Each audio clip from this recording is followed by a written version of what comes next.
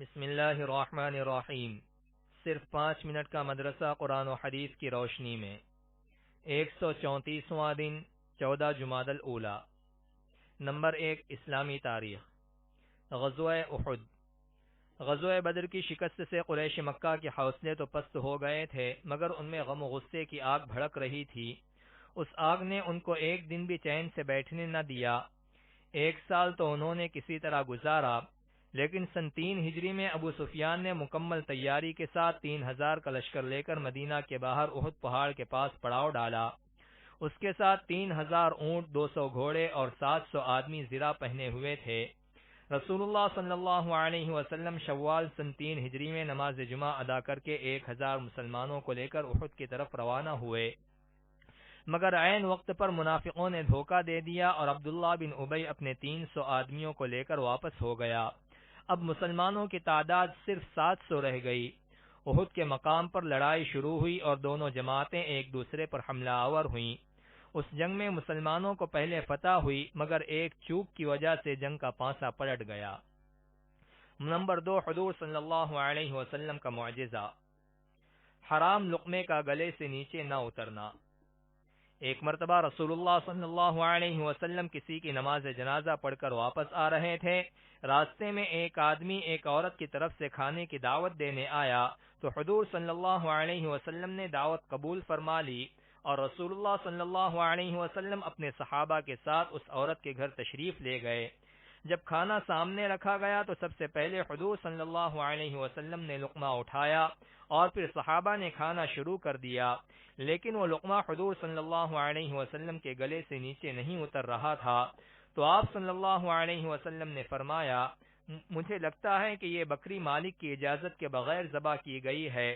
چنانچہ خود اس عورت نے بتلایا، یا رسول اللہ، میں نے ایک آدمی کو مقام وقی بھیجا تھا جہاں منڈی لگتی تھی، لیکن بکری نہیں ملی، تو میں نے اپنے پڑوسی آدمی کے پاس بھیجا، مگر وہ آدمی گھر پر نہ تھا، تو پھر میں نے اس کی عورت کے پاس بھیجا تو اس نے وہ بکری اپنے شوہر کی اجازت کے بغیر دے دی۔ حضور صلی اللہ علیہ وسلم نے فرمایا، یہ کھانا قیدیوں کو کھلا دو۔ نمبر 3، ایک فرض کے بارے میں۔ قضا نمازوں کی ادائیگی۔ رسول اللہ صلی اللہ علیہ وسلم نے فرمایا، جو کوئی نماز پڑھنا بھول گیا یا نماز کے وقت سوتا رہ گیا تو اس کا کفارہ یہ ہے کہ جب یاد آ جائے اسی وقت پڑھ لے۔ فائدہ: اگر کسی شخص کی نماز کسی عذر کی وجہ سے چھوٹ جائے یا سونے کی حالت میں نماز کا وقت گزر جائے تو بعد میں اس کو پڑھنا فرض ہے۔ نمبر 4، ایک سنت کے بارے میں۔ سونے سے پہلے کی دعا۔ رسول اللہ صلی اللہ علیہ وسلم جب سونے لگتے تو یہ دعا پڑھتے، اللہم بسمک اموت و احیا۔ ترجمہ: اے اللہ، میں تیرے ہی نام سے مرتا ہوں اور جیتا ہوں۔ نمبر 5، ایک اہم عمل کی فضیلت۔ اچھا مسلمان۔ حضرت ابو موسیٰ رضی اللہ عنہ نے رسول اللہ صلی اللہ علیہ وسلم سے پوچھا، سب سے اچھا مسلمان کون ہے؟ آپ صلی اللہ علیہ وسلم نے فرمایا، وہ شخص جس کی زبان اور ہاتھ سے مسلمان محفوظ رہے۔ نمبر 6، ایک گناہ کے بارے میں۔ ایمان کو جھٹلانا۔ قرآن میں اللہ تعالی فرماتا ہے، جس شخص نے بخل کیا اور لاپرواہی کرتا رہا اور بھلی بات یعنی ایمان کو جھٹلایا تو ہم اس کے لیے تکلیف و مصیبت کا راستہ آسان کر دیں گے، یعنی جہنم میں پہنچا دیں گے۔ نمبر 7، دنیا کے بارے میں۔ آخرت کی کامیابی دنیا سے بہتر ہے۔ قرآن میں اللہ تعالی فرماتا ہے، تم لوگوں کو جو کچھ دیا گیا ہے وہ صرف دنیاوی زندگی میں استعمال کی چیزیں ہیں، اور جو کچھ اجر و ثواب اللہ کے پاس ہے وہ اس دنیا سے کہیں بہتر اور باقی رہنے والا ہے، اور وہ ان لوگوں کے لیے ہے جو ایمان لائے اور اپنے رب پر بھروسہ رکھتے ہیں۔ نمبر 8، آخرت کے بارے میں۔ ایمان کی برکت سے جہنم سے چھٹکارا۔